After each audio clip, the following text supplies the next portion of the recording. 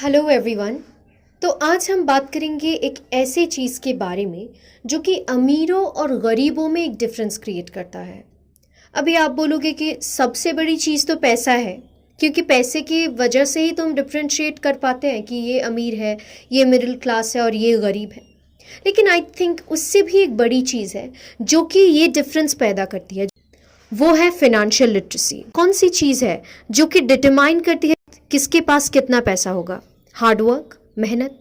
मेहनत तो गधा भी करता है, लेकिन गधा क्या सबसे अमीर क्रीचर है? बिल्कुल नहीं ना।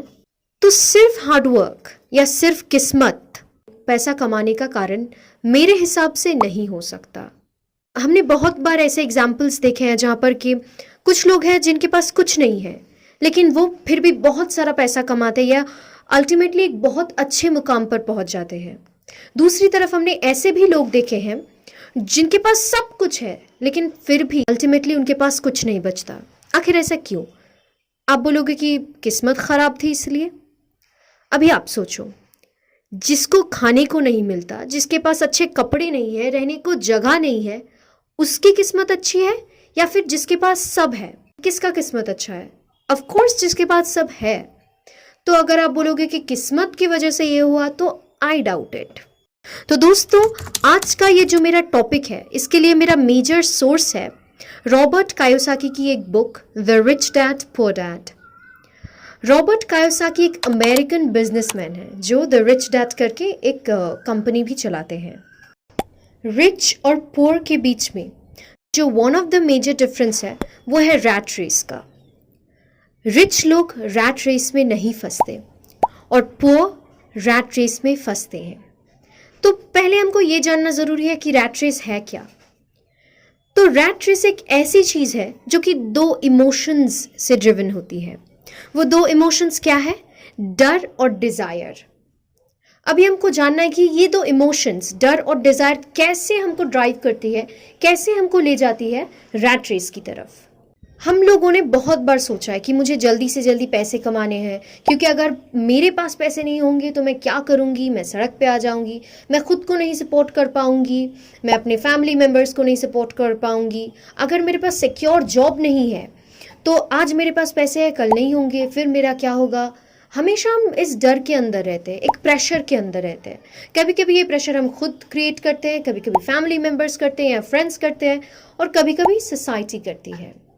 लेकिन इस प्रेशर के अंदर, इस डर के अंदर हम अपने आप को ढकेलते जाते हैं रैट रेस की तरफ, जिसमें हमको सिर्फ एक चीज़ दिखती है, वो है एक सिक्योर जॉब। हमको लगता है कि अगर मुझे ये जॉब मिल गई तो मेरा बेड़ा पार हो गया, अब कोई तकलीफ ही नहीं है। लेकिन ऐसा नहीं होता, लाइफ में तकलीफ आएंगी। तो इस डर की वजह से हम ऐसे रैट रेस में कंटिन्यू करते हैं और उसकी तरफ बढ़ते जाते हैं। नेक्स्ट जो इमोशन है वो है डिज़ायर। अभी डिज़ायर हमको कैसे रैट रेस की तरफ ढकेलती है? समझो आपके पास पैसे हो और आपको एक अपनी पसंदीदा कोई चीज़ चाहिए। फॉर एग्जांपल, आपको नया फ़ोन चाहिए।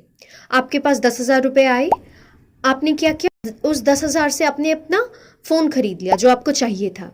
अभी क्या हुआ?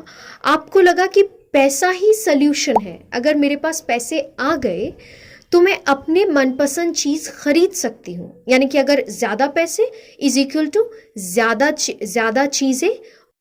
तो इस तरह से डर और डिज़ायर हमको रैट रेस की तरफ ढकेलता है। ये है एक पुअर माइंडसेट। दूसरी तरफ हम देखते हैं कि अमीर लोग इसको अवॉइड करते हैं, इस रैट रेस को अवॉइड करते हैं। अभी आप बोलोगे तो क्या हम संत बन जाए? ना डर हो ना डिज़ायर। हम इंसान हैं, हमें डर भी है, डिज़ायर भी है, इमोशंस होंगे ना। बट प्रॉब्लम तब आती है कि जब हम सिर्फ इमोशन से ड्रिवन होते हैं, हम सिर्फ अपने इमोशंस के ऊपर रिएक्ट करते हैं। हमको इमोशंस के साथ साथ अपना ब्रेन भी यूज़ करना है कोई भी डिसीजन लेने से पहले। तो ये था एक major difference between the rich and the poor. जो सेकंड डिफरेंस है वो है वर्किंग फॉर मनी, पैसों के लिए काम करना। रॉबर्ट कायोसाकी अपनी बुक में कहते हैं कि इंसान के पास जो सबसे बड़ा एसेट है वो है उसका ब्रेन और उसका टाइम।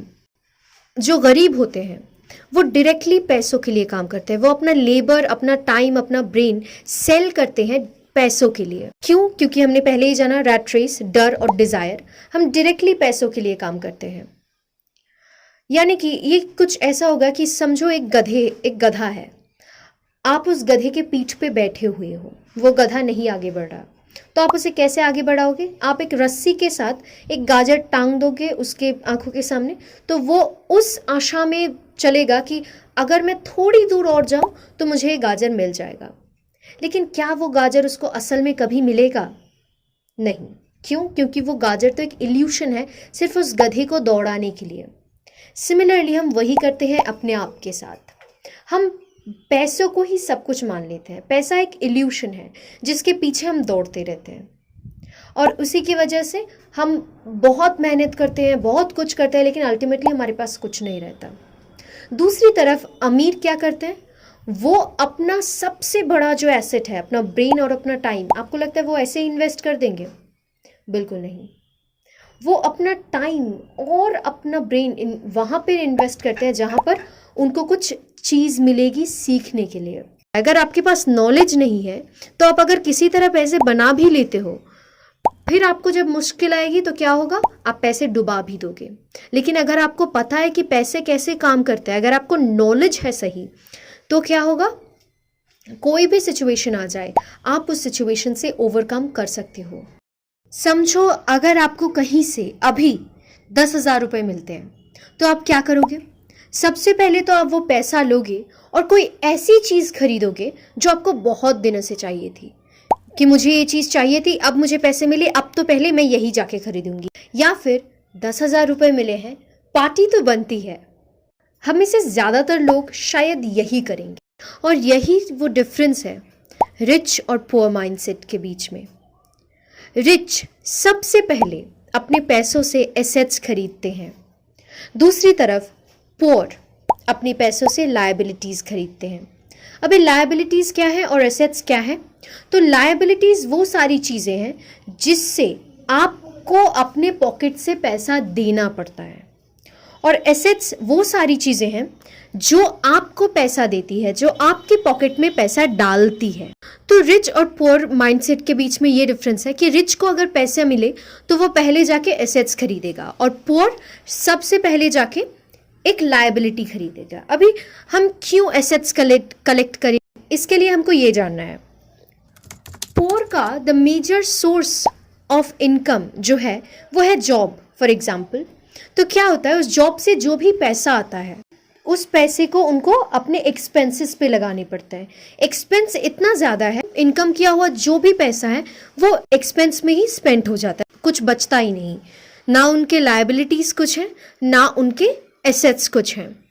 मिडिल क्लास के साथ क्या होता है, उनका भी मेजर सोर्स ऑफ इनकम है जॉब। अभी उस जॉब से पैसा आया, उस पैसे से उन्होंने कोई लायबिलिटी खरीद ली। अभी प्रॉब्लम क्या हुई? एक तो एक्सपेंस है, टैक्स देने पड़ते हैं, फूड है, स्कूल लोन है, ये है वो है, उसके ऊपर से समझो आपने कार खरीद ली। अब इससे क्या होगा? उस कार के मेंटेनेंस में आपका पैसा जाएगा कि नहीं जाएगा? कार को मेंटेन करने के लिए आपके पास कोई अलग सोर्स ऑफ इनकम नहीं है, आपकी इनकम सेम है, लेकिन अभी उस सेम इनकम से जब आपको इतने सारे एक्सपेंस ऑलरेडी मेंटेन करने पड़ रहे थे, उसके ऊपर से एक लायबिलिटी खरीद के आपने फिर से बढ़ा दिया एक्सपेंस। अभी पुअर या मिडिल क्लास क्या करेगा? वो सोचेगा कि कैसे मैं अपने इनकम को बढ़ा सकूं। अभी रिच क्या करते हैं, जब भी पहले पैसा आएगा उससे एक एसेट्स खरीद लेंगे। अभी अगर मैंने एक एसेट खरीद लिया, अभी क्या होगा, वो पैसा मुझे एक्स्ट्रा पैसा देगा, यानी कि प्रॉफिट।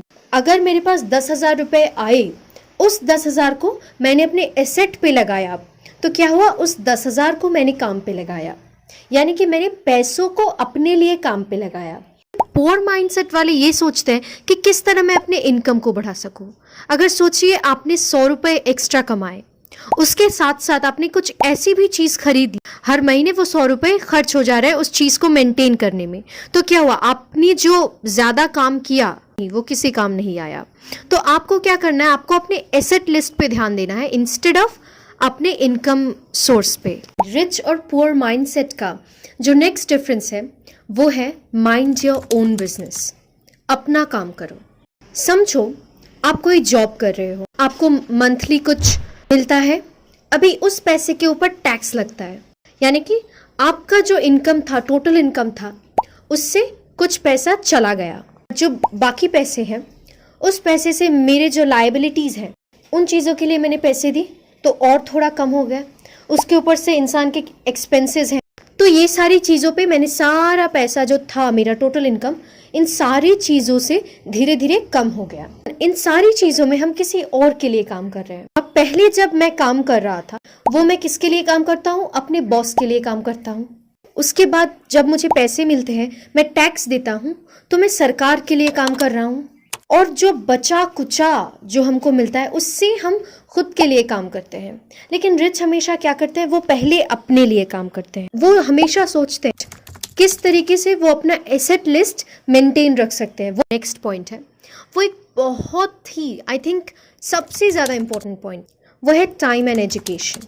हमने इससे पहले जाना है कि रॉबर्ट कायोसाकी कहते हैं कि इंसान का जो सबसे बड़ा एसेट है वो है उसका माइंड और उसका टाइम। टाइम और मनी सबसे बड़ा एसेट है इंसान के पास। हमको इन चीज़ों को इन्वेस्ट करना है, कॉन्स्टेंटली हम नॉलेज ले सके। संदीप माहेश्वरी ने अपने एक वीडियो में ये बात कही थी कि इंसान का एटीट्यूड अर्निंग हो गया है। अर्निंग यानी कि सिर्फ बेनिफिट, मैं क्या करूं, अगर मैं इसमें टाइम इन्वेस्ट करूंगी तो मुझे कुछ पैसे मिलने वाले हैं, अगर मैं इससे मिलूंगी या अपना माइंड इस चीज़ में इन्वेस्ट करूंगी तो मुझे पैसे मिलने वाले हैं। ये हमारा एटीट्यूड लर्निंग एटीट्यूड होना चाहिए। जो नेक्स्ट डिफरेंस है पुअर और रिच माइंडसेट के बीच में, वो है give and take. Robert Kiyosaki अपनी बुक में कहते हैं उनके जो रिच डैड थे वो हमेशा चैरिटी करते थे। उनके पुअर डैड कहते थे जब मेरे पास एक्स्ट्रा मनी आएगा तब शायद मैं दान करूंगा, तब शायद मैं इसे दूंगा। हम ह्यूमंस हैं और हमारे नीड्स हमेशा बढ़ते जाते हैं, यानी कि कभी आपके पास टेक्निकली एक्स्ट्रा पैसा नहीं आएगा। अगर आपको कोई चीज़ चाहिए तो आपको पहले वो देना पड़ेगा। अगर आपको ज्ञान चाहिए तो आपको पहले ज्ञान देना पड़ेगा। अगर आपको मनी चाहिए तो आपको पहले मनी देना पड़ेगा। Hello everyone, thank you for watching this video, and if you like this video then please do subscribe, share, comment and like this video. Thank you again.